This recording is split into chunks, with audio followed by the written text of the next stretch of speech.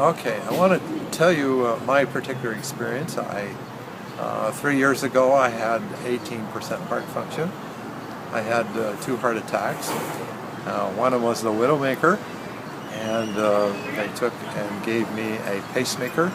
They said I could have a heart transplant. I was only 18% heart function, and I could have the choice of a pacemaker, or I could have the choice of a heart transplant.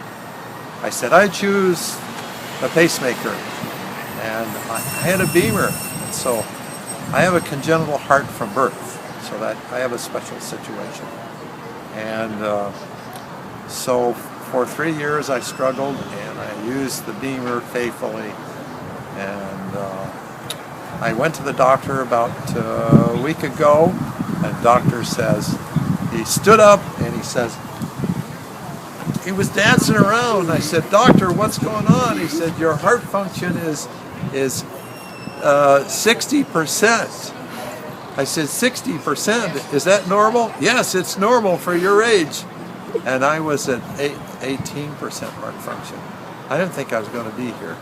But the B.E.M.E.R increases the oxygen 29%. That is huge.